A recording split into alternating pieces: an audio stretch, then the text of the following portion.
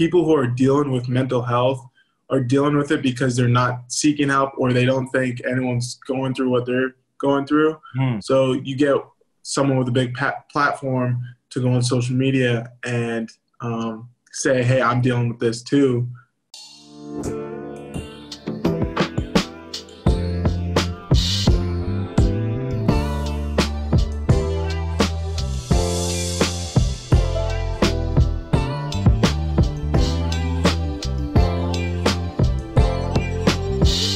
All right, Chase, how you doing, man? I'm doing good. Just trying to enjoy the season the way I can. Obviously, it's a different year than most other years, but just trying to take it day by day. You're doing it right. You're enjoying it, and you're kicking butt at the same time. I'm a huge fan of your play, of course, and also the Canadian roots we share. Let's talk about growing up, playing sports in Canada. For about the first 5 years of my football career, I played CFL rules.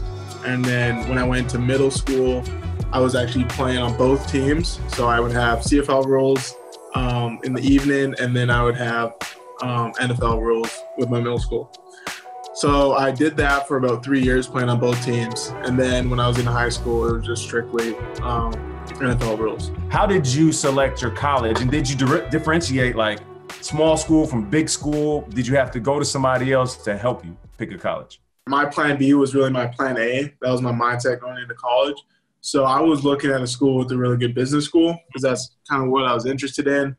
And then with a good football team because I wanted to win kind of on and off the field, I guess you could say. So yeah, I narrowed it down to Michigan, which has a really good business school there, Oregon with their sports business program, and then Notre Dame. And I kind of just went on my visits and just decided what I liked better. And that's kind of how I made my decision, was kind of based around the business school. Another thing that you're very passionate about is mental health awareness. It's a little deeper rooted when it comes to you. Why is that such an important thing for you? For mental health reasons, my sister took her own life, and one of my really good friends on the football team who I played with for like 7 years throughout community football in high school, he had just recently this past year committed suicide, and he had went into a hospital and he said he needed help, and he got turned away twice. Wow. And from the hospital, he had went to a bridge and jumped off and drowned himself. Personally, having experiences so close to our family and my friend group, seeing that firsthand and seeing that unfold, it really gives you a different perspective on how deep and how complicated and confusing that mental health problems are, and then how overlooked they are as well. There's not enough time, I would say, or resources on suicide prevention or mental health programs. You have a tattoo. And what does your tattoo read? Yeah, so my tattoo is kind of a memorial tattoo for, my sister. And it was what was on her memorial card. And it says, 1,000 words won't bring you back. I know because I tried. Neither will 1,000 tears. I know because I cried. Until we meet again. So it's just kind of accepting that she's gone for now, but not gone forever. Thank you for sharing that, because I know at times it could probably be exhausting and people may ask those questions.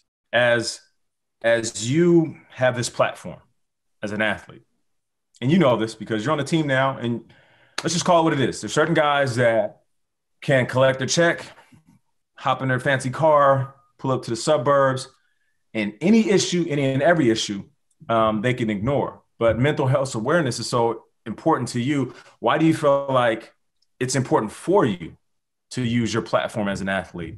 Yeah, just like you said, I think mental health awareness is so important. I think it's important as an athlete to step up and speak about it, because people who are dealing with mental health are dealing with it because they're not seeking help or they don't think anyone's going through what they're going through.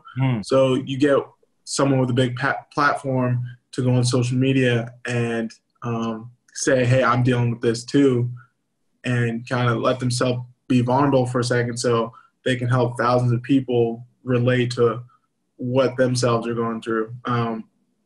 So I think that's why it is so important to use your platform to say, hey, you're not alone on this situation. Last thing, do you have any athletes or philosophers or quotes, something that you hang on to that has set with you? Is there a person, a celebrity, or even somebody in your family? You know, a lot of people lately have been like, yo, the mama mentality is what I've always lived by. You know, so like, what is there something that has impacted you and helped shape who Chase Claypool is right now? Yeah, I think the biggest thing that I've taken with me throughout this journey the past 8 years is, you know, the time that I get spent to talk to my sister before a game in the end zone.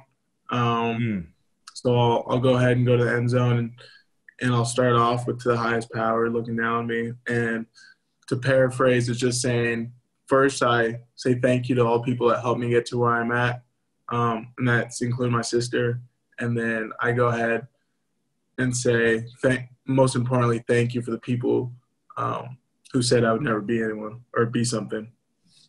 And then in that time, I get to talk to my sister, and that's kind of what I've taken throughout my career, through college and the NFL.